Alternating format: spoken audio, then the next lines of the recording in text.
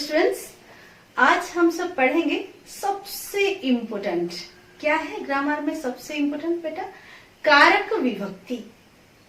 आप लोग सब चाहते हो मैम कारक विभक्ति समझाइए, तो बिल्कुल कारक विभक्ति आज हम समझाएंगे। पहले हम ओरली समझाएंगे, फिर आपको लिख कर समझाएंगे एग्जाम्पल के साथ। तो चलिए हम लोग कारक विभक्ति पढ़ने से पहले ये समझ जाएं कि बेटा कारक है क्या। जिस शब्दों का क्रिया के साथ साक्षात संबंध हो, मतलब बिल्कुल डायरेक्ट संबंध हो, वो है कारक। जैसे एग्जाम्पल ले लीजिए, रामः गच्छति। राम जा रहा है। कौन जा रहा है? राम जा रहा है। तो राम के साथ जो जा रहा है गच्छति क्रिया, उसका पूरा संबंध है। कौन जा रहा है? तो यहाँ कारक हुआ है राम। कौन सा कारक हुआ है? कर्ता कारक। इसके बारे में हम लोग अभी बात करेंगे। कौन सा कारक, कैसे, क्यों और कैसे सही तरीके से हम लोग समझेंगे। लेकिन एक बात मैं आपको जस्ट बताना चाहती हूँ कि संस्कृत में आप 10 तक लेकिन सप्तमी विभक्ति तक कारक पढ़िएगा, लेकिन संस्कृत में एक्चुअली संबंध कारक नहीं माना जाता है, यानी षष्ठी विभक्ति को संबंध कारक नहीं माना जाता है। षष्ठी विभक्ति को संबंध कारक नहीं माना जाता है, ये याद रखिएगा जस्ट जानने के लिए। लेकिन 10 तक तो आपका कारक है संबंध कारक, तो 10 तक हम लोग 7 कारक जरूर पढ़ेंगे। अब जो आगे पढ़ेंगे उनके लिए, और या कोई रास्ते में या कोई भेंट हो गया, दादा दादी नाना नानी कोई संस्कृत जानकार अगर पूछे तो ये जानकर रखिए, संबोधन और संबंध ये दोनों कारक संस्कृत में नहीं होता है। लेकिन 10 तक है आपका कारक, संबोधन कारक नहीं है, लेकिन ये संबंध कारक है। तो इसलिए आप क्या याद रखिएगा, बिल्कुल 7 कारक है, आप पढ़िएगा। 10 तक जो है उसी के बारे में ही बात करेंगे, और आपको थोड़ा एक्स्ट्रा नॉलेज देना चाहिए, इसलिए मैंने कहा जानकार रहना अच्छी बात है ना। थोड़ा जानकारी रहेगा तो अच्छा है। कोई पूछ लेगा संस्कृत पढ़ते हो, क्या जानते हो, है ना। तो चलिए बेटा हम लोग पढ़ेंगे कारक विभक्ति। बेटा कारक विभक्ति पढ़ाने से पहले मैं एक गाना सिखाना चाहूंगी। क्या है? नेको सेको सेका में। क्या पढ़ना है? नेको सेको सेका में। कहाँ से आया ये? किस चिड़िया का नाम है? कौन सा गाना? मैम कौन सा म्यूजिक डायरेक्टर बन गए? नहीं बेटा, नेको सेको सेका में ये 7 विभक्तियों का चिन्ह है। साइंस और सिंबल्स ऑफ 7 विभक्तिज। बचपन में मैंने जो आसान तरीका खुद के लिए बनाया था, वो ट्रिक मैं आपको देती हूँ। क्या है? नेको सेको सेका में। तो देखिए, ने फर्स्ट में है तो क्या हो गया? किसका चिन्ह है? प्रथमा विभक्ति। को फिर द्वितीय विभक्ति नंबर 2 में है। फिर 3 में क्या है? से, आगे तृतीय विभक्ति। यहाँ देखिए बिल्कुल सही। नेक्स्ट है को, यानी चतुर्थी विभक्ति, यानी 4th नंबर में है। नेक्स्ट है से, तो क्या हो गया? ये पंचमी विभक्ति का चिन्ह है, से। नेक्स्ट आ गए षष्ठी विभक्ति यानी का, तो षष्ठी विभक्ति। नेक्स्ट सप्तमी विभक्ति यानी में।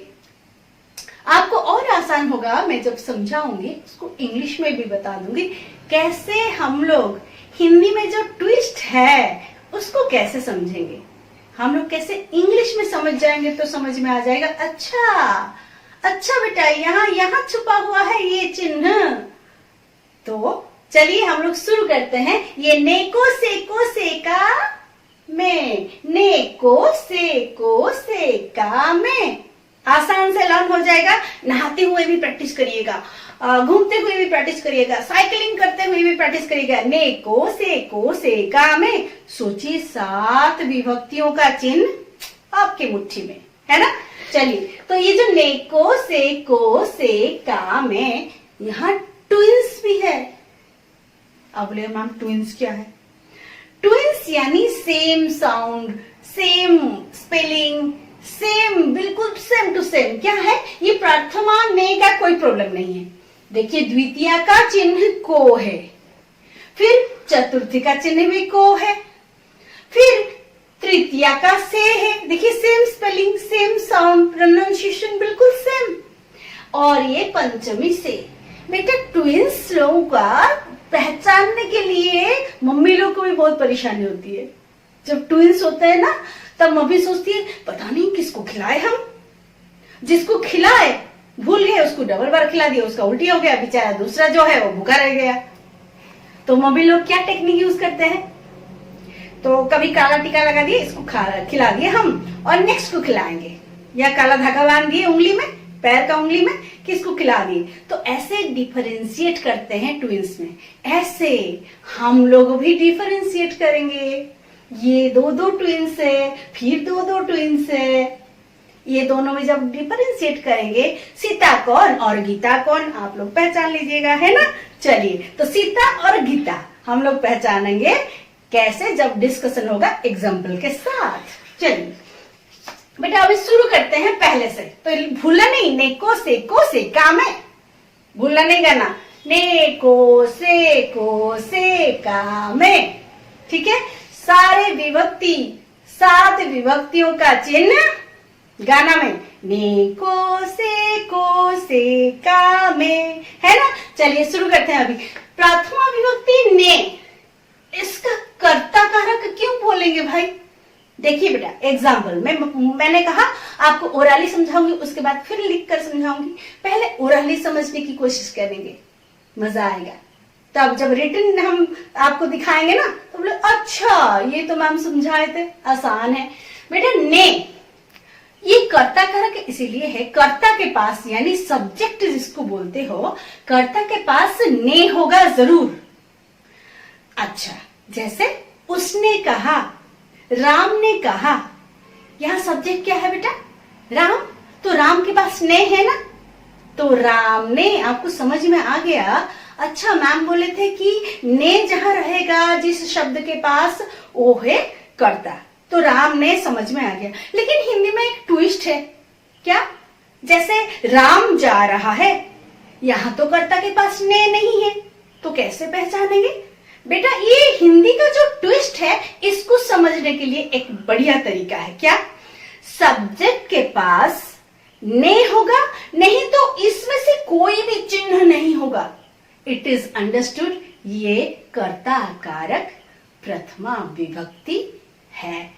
राम जा रहा है, राम उसके पास ने नहीं है, कोई चिन्ह नहीं है, तो हो गया कर्ता।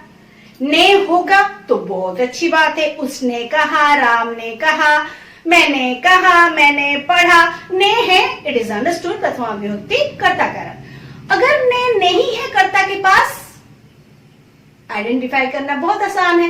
कर्ता के पास नहीं है कोई भी चिन्ह, ने भी नहीं है और कोई भी चिन्ह नहीं है, तो क्या हो गया? कर्ता कारक। तो इट इज अंडरस्टूड। अभी देखिए बढ़िया बढ़िया एग्जाम्पल बता रही हूं, आप बताइएगा कौन सा कर्ता है, ठीक है ना। रामः गच्छति, कौन सा कर्ता हुआ? रामः, है ना। राम घर जा रहा है, राम के पास कोई चिन्ह नहीं है। मैंने कहा था अगर ने होगा तो अच्छी बात है, इट इज अंडरस्टूड प्रथमा विभक्ति कर्ता कारक। अगर कोई भी चिन्ह नहीं है, देखिए राम घर जा रहा है, राम के पास कोई चिन्ह नहीं है, इसमें से कोई भी चिन्ह नहीं है, अकेला है, तो अकेला है तो क्या हुआ? कर्ता कारक, ठीक है। राम जा रहा है। और हिंदी में जो ट्विस्ट है क्या है, जब पास्ट टेंस में यूज होता है सेंटेंस तभी कर्ता के पास ने रहता है। जैसे राम ने कहा, राम टोल्ड, पास्ट टेंस हो गया। उसने दिया, हाँ, ही गेव, तो ये सब पास्ट टेंस हो जाता है जहां वहां ने रहता है, बाकी सब कर्ता के पास ने नहीं रहता है और कोई चिन्ह नहीं रहता है। तो आपको कोई प्रॉब्लम नहीं होना चाहिए। आई थिंक कर्ता कारक ने और प्रथमा विभक्ति कर्ता के पास होता है, इसमें और कोई प्रॉब्लम नहीं है। ओके नेक्स्ट आ जाइए द्वितीय विभक्ति को। बेटा इसका ट्विंस है, याद रखना, सीता और गीता वाला कहानी है ना। तो ये जो को यहाँ द्वितीया है, मैं जो बोल रही हूँ ध्यान से सुनिएगा, क्योंकि हम लोग कंपेयर करेंगे चतुर्थी को जब पढ़ेंगे, इसीलिए ध्यान से ये सुनिए। द्वितीया को बेटा इंग्लिश में बोलते हैं टू। आप बोलिएगा मैम आप तो ने का कुछ बोले नहीं, टू तो इसका क्यों बोल रहे हैं? ने का कोई आवश्यकता ही नहीं है बेटा इंग्लिश में जानना। ये टू मैं क्यों बोल रही हूँ बेटा? हर सेंटेंस में, हर वाक्य में, हिंदी में बोले मैंने कहा था कि ट्विस्ट है। देखिएगा जो को है ना छिपा हुआ है, तो उसको फाइंड आउट कैसे करेंगे? कैसे जानेंगे हम को है या नहीं? कहाँ है? कर्म के पास। कर्म यानी ऑब्जेक्ट। राम घर जा रहा है, रामः गृहं गच्छति। बेटा राम घर जा रहा है, ऑब्जेक्ट कौन है यानी कर्म कौन है? घर। बेटा घर जा रहा है, घर को जा रहा है तो हिंदी में नहीं बोलते हैं, इसका मतलब यहाँ को छिपा हुआ है। ये जो हिडन पार्ट है, जो हिडन साइन है, जो छिपा हुआ है, उसको हम लोग इंग्लिश से समझेंगे। आप देखिए ट्रांसलेट करिए तो इंग्लिश में, Ram is going to home. To आया, इसीलिए ये जो द्वितीया को है यानी कर्म के जगह पर टू आ जाएगा इंग्लिश में, टू होम। ठीक है। कभी कभी को दिखाई देता है। एग्जाम्पल, मैंने उसको कहा, मैंने राम को मारा, मैंने हरि को डांटा। तो हो गया ये जो को है, यहां क्लियर पता चल रहा है कि द्वितीय विभक्ति है। लेकिन जहां को छिपा हुआ है हम लोग इंग्लिश में ट्रांसलेट कर लेंगे तो टू जरूर आएगा। याद रहेगा, कर्म के पास को चिन्ह जरूर रहता है, वहां द्वितीय विभक्ति होता है, वहां कर्म कारक बोला जाता है, क्योंकि कर्म के जगह पर ही द्वितीय विभक्ति होती है। ओके, तो रामः गृहं गच्छति, गृहं है ना, टू होम, इसलिए यहाँ द्वितीय विभक्ति हुआ, कर्म कारक। क्लियर हो गया। नेक्स्ट आ जाइए तृतीया से, इसका भी ट्विंस है, पंचमी जो है ना, तो सीता गीता, फिर से वही फॉर्मूला। तो हम लोग ध्यान से सुनेंगे, तृतीया से कहाँ होता है बेटा? तृतीया से इंग्लिश में अगर आ जाए सेंटेंस में बाय, विथ, थ्रू, बाय और विथ और थ्रू, ये तीनों में से कोई अगर आया वो तृतीया से है। अच्छा, सपोज राम टीचर नहीं है क्लास में, लेट हो गया है, मस्ती से खेल रहा है। क्या खेल रहा है? बॉल से। और एक टीचर राउंड देने जा रहे हैं, जस्ट वो देख लिए राम खेल रहा है, बॉल ले लिए। अब राम उदास, नहीं खेल पा रहा है। क्यों बेटा? क्योंकि टीचर तो बॉल ले गए, यानी कारण को ले गए। जो रीजन था, जो खेल रहा था, कंटिन्यूअस खेल रहा था, इतना डिस्टर्ब कर रहा था, जो रीजन था वो बॉल, गेंद ही टीचर लेके चले गए, कारण चला गया। गेंद से खेल रहा था राम, तो कारण गायब हो गया तो उदास हो गया, यानी कारण ही करण कारक है ना। कारण जो रीजन था वो है करण कारक, यानी गेंद से, देखिए से आया ना, इंग्लिश में करिए with ball. Ram was playing with ball, with आया ना, मैंने कहा था बाय और विथ और थ्रू, तो ये तीनों से कोई जरूर आएगा, तो विथ बॉल। ऐसे ही आपका क्लास में एक दिन पेन नहीं लाया, भूल गया, तो आप लिख पाइएगा? आप बोलेगा मैम मैंने तो पेन नहीं लाया, कैसे लिखूं? यानी आपके पास कारण ही नहीं है लिखने के लिए जो चाहिए, रीजन ही नहीं है, यानी करण कारक ही नहीं है। कारण है करण कारक, ये मेरा तरीका है। कारण करण, कितना सिमिलरिटी है ना, दिमाग में ये रखना। कारण यानी रीजन और करण कारक वही है जो कारण है। मैं पेन से लिख रही हूं, तो ये पेन से लिख रही हूं, पेन से, विथ पेन, ठीक है ना। तो ये हो गया करण कारक।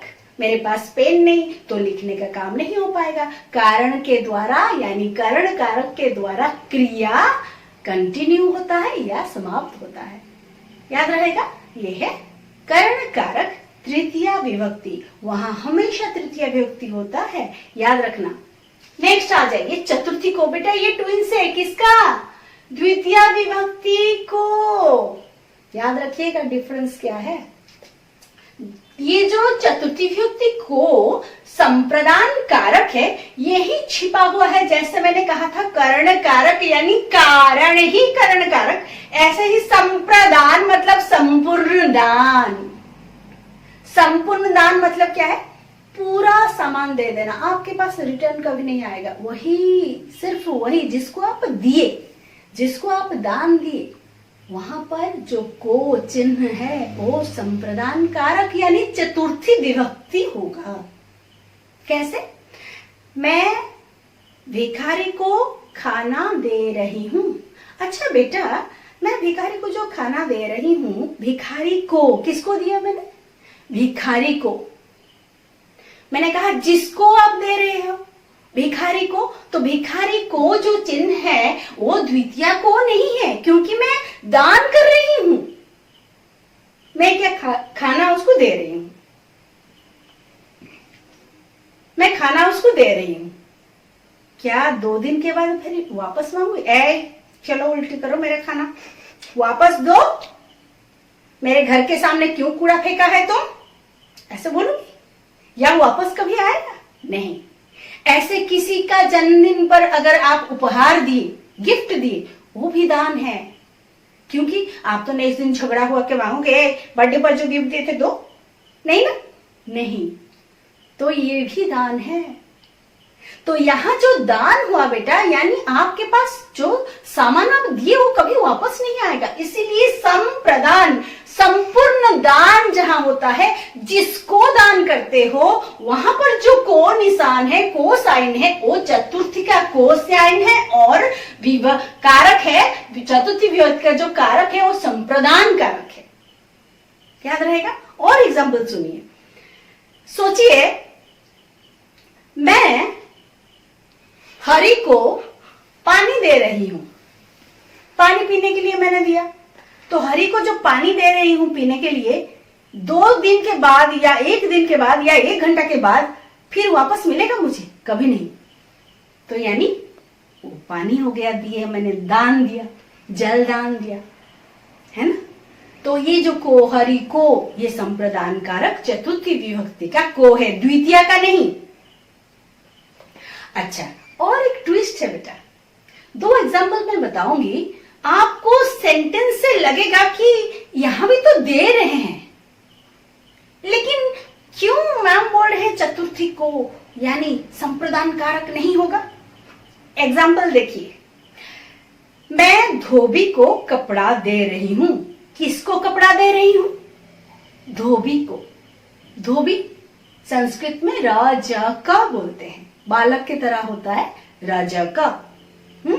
तो राजा काय, अहम राजा काय वस्त्राणि यच्छामि। ठीक है, राजा काय ये गलत हो गया। राजा काय कभी नहीं होगा। जो राजा काय किया यानी धोबी को जो चतुर्थी कर दिया वो गलत है। क्यों बोलिए? बेटा धोबी को आप जो कपड़ा दिए ना, वो को रख लेता है ना, सफाई करके आयरन करके वापस दे देता है। बोलिए, क्या रिटर्न किए ना? तो चलिए, आपके पास जो रिटर्न आ गया वो तो दान नहीं हुआ, तो कैसे चतुर्थी होगा? चतुर्थी नहीं होगा, वहां द्वितीया हो जाएगा, जबकि आप दे रहे हो, लेकिन वो संपूर्ण दान नहीं है। क्या होगा? द्वितीया। तो क्या मेरा आंसर होना चाहिए? रजकम। अहम रजकम वस्त्राणि यच्छामि। मैं धोबी को कपड़े दे रही हूं। क्लियर? ऐसे और एक ट्विस्ट है एग्जाम्पल, बढ़िया एग्जाम्पल है। मैंने दुकानदार को पैसा दिया। बेटा दुकानदार को पैसा दिया, यहां भी देने का भाव है। बहुत सारे लोग सोचते हैं संप्रदान कारक वही होता है जिस सेंटेंस में देने का भाव हो, लेकिन बेटा ये 2 एग्जाम्पल जो मैं बता रही हूं इसमें भी देने का भाव है, लेकिन ये संप्रदान कारक नहीं है, क्योंकि यहाँ दान नहीं है। सिर्फ देने का भाव होने से नहीं होगा, पूरा दान होता होगा, सब सामान आपके पास वापस कभी नहीं आएगा, तभी संप्रदान कारक। अगर वापस आ रहा है ये संप्रदान नहीं है, उसका अल्टरनेट आपको कुछ मिल रहा है वो संप्रदान नहीं है, वो द्वितीय है। डिफरेंस देख रहे हैं सीता और गीता? तो बेटा जब सामान वापस आ गया, जो दुकानदार को मैंने पैसा दिया उसके बदले में सामान खरीदा है, फ्री में बिग बाजार ऑफर नहीं चल रहा था कि हम पैसा देकर उसको वापस आ गए, है ना? तो हम क्या किए, उसको पैसा दिए और सामान ले लिए, तो उसके बदले में तो सामान खरीदे। कहां दान हो गया? दान नहीं हुआ। तो क्या हुआ यहाँ? अगर दान नहीं हुआ तो कौन सा विभक्ति होगा? कर्म कारक, यानी द्वितीय विभक्ति का को, यानी सीता। और गीता हुआ जहां दान हो गया, सामान बिल्कुल वापस नहीं आया आपके पास, वहां हो गया क्या? चतुर्थी विभक्ति, यानी संप्रदान कारक। सामान वापस नहीं आएगा तो क्या होगा? संप्रदान कारक। और सामान वापस आ गया तो क्या होगा? कर्म कारक। हो गया? अब कंफ्यूजन दूर है सीता और गीता। चलिए आगे बढ़ते हैं हम लोग। देखिए बेटा पंचमी विभक्ति से, इसका भी ट्विंस है भाई। कहा? यहां देखिए तृतीय विभक्ति से कर्ण कारक। तृतीय विभक्ति से जो है बेटा ये पंचमी से के साथ तो सेम है, फिर सीता और गीता। तो पहले सीता को तो पहचान लिए हैं आप, बाय विथ थ्रू, है ना? जिस सेंटेंस में बाय विथ थ्रू, इसमें से कोई जरूर आएगा जिसके द्वारा आप काम करते हो, है ना? रीजन जो है कर्ण कारक कारण है। ओके, पंचमी से इंग्लिश में फ्रॉम। अपादान कारक। अपादान कारक मतलब सेपरेशन। जब किसी वस्तु किसी से अलग हो जाता है तो इंग्लिश में ना से क्या होगा? अपादान कारक। पंचम विभक्ति का चिन्ह क्या होगा? फ्रॉम। पेड़ से पत्ता गिर रहा है, किससे गिर रहा है? पेड़ से। फ्रॉम द ट्री, है ना? फ्रॉम आया, देखे तो ये हो गया अपादान कारक। पत्ता पेड़ से बेचारा अलग हो गया, तो जब अलग हो गया तब जिससे अलग हुआ वो हो गया, किससे अलग हुआ? पेड़ से। वहां हो गया क्या? पंचमी विभक्ति अपादान कारक। ठीक है, कोई कंफ्यूजन है अभी? गीता को पहचानना, सीता को पहचाना था बाय विथ थ्रू, जिसके द्वारा काम करता है कर्ता, है ना? चलिए अब आ जाइए षष्ठी का। बेटा हम ऐसे कॉमन ले लिए हैं, षष्ठी विभक्ति का चिन्ह है का। अब हिंदी में क्या होता है? का, के, की, रा, रे, री, ये सब का के अंडर में हम छुपा के डाल दिए हैं, तो आपको समझा दी। क्यों? इसमें जैसे मेरा का तो नहीं होता है, मेरी की तो नहीं होता है, सो मेरा होता है, तो आपको समझ जाना चाहिए अच्छा ये षष्ठी विभक्ति है। षष्ठी विभक्ति यानी संबंध कारक, यानी जिसके साथ रिलेशन है, संपर्क है ना? हिंदी में भी बोलते हैं संपर्क, संबंध भी बोलते हैं, हाँ? तो रिलेशन जिसके साथ है। रामः दशरथस्य पुत्रः आसीत्। राम दशरथ के पुत्र थे। इंग्लिश में देखिए जरूर ऑफ आएगा, of Dashrath. Ram was the son of Dashrath, आया ना ऑफ, तो ये हो गया ओ एफ ऑफ। इंग्लिश में क्या है? ये षष्ठी विभक्ति का चिन्ह इंग्लिश में क्या है? O F of. क्लियर? तो दशरथ के पुत्र यानी दशरथ और जो राम है बेटा और पिता का रिलेशन है। बहुत सारे देखिएगा बेटा ऑफ तो होता है, लेकिन कुछ कुछ सेंटेंस में ऑफ नहीं होता है। जैसा मैंने कहा यहाँ देखिए का के अंदर क्या छिपा हुआ है? रा रे री, है ना? जैसे जैसे रा रे री हिंदी में, ऐसे इंग्लिश में ऑफ नहीं आएगा। माइन, योर्स कैसा आएगा? ऑफ होता है क्या? Of mine. It is understood, आपको समझ में आ जाएगा कि ऑफ मैक्सिमम जगह पर आता है, जब माई आता है और योर्स आता है वहां नहीं आता है। ऐसे मेरा का नहीं होता है, जैसे मेरी का नहीं होता है, तुम्हारा का नहीं होता है। ऐसे इंग्लिश में भी है, सब जगह का नहीं होता है। मेरा, मेरी, स्त्रीलिंग होता है मेरी, है ना। तो आप लोगों को ये समझना चाहिए, ये कॉमन निशान है, एक कॉमन हम लिए हैं, बच्चा समझ जाए, लर्न कर ले नेको सेको सेकामे के द्वारा। और इसके अंदर जो छिपा हुआ वो मैं समझाऊंगी, इसलिए मैं समझा रही हूँ कि रा, रे, री, के, का, की, ये जो का कॉमन ले लिए उसके अंदर सब आ गया। और इंग्लिश में ऑफ आता है, और माई और जो योर्स, ये दोनों के अंदर आप ऑफ नहीं डालिएगा, होता ही नहीं है। It is understood. ये षष्ठी विभक्ति है, संबंध कारक यानी षष्ठी विभक्ति, याद रहेगा, जिसके साथ रिलेशन है। दशरथ के पुत्र राम थे, तो किसका पुत्र? दशरथ के पुत्र, तो हो गया ना दशरथ के, ऑफ दशरथ।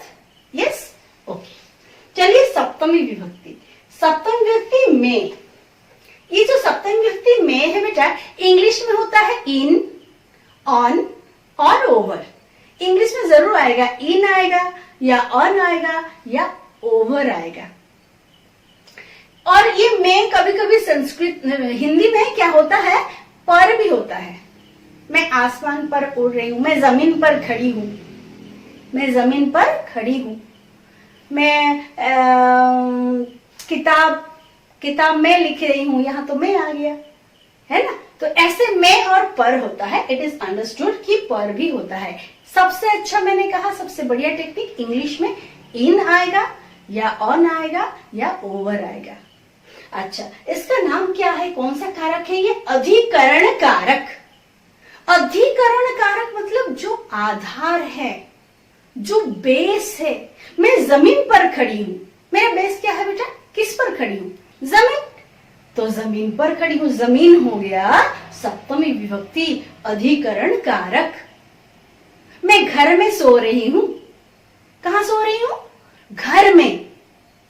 आप देखिए कितना अच्छा से समझ में आ रहा है, घर मेरा बेस है। मैं विद्यालय में पढ़ती हूं, कहां पढ़ती हूं? विद्यालय में। तो बेस क्या है मेरा, आधार क्या है? विद्यालय। तो इट इज अंडरस्टूड, जहां बेस है, मैं पेड़ पर चढ़ी हूं, बेस क्या है? पेड़ पर। मैं कहां चढ़ी हूं? पेड़ पर चढ़ी हूं, है ना।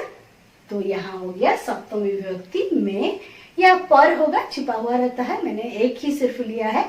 Easy to understand, easy to learn, नेको सेको सेका में। और समझाते हुए मैं डिस्कशन करती हूँ ये पर या यानी इन, ऑन और ओवर, ठीक है। तो ये है अधिकरण कारक। ये था मेरा ओरली डिस्कशन।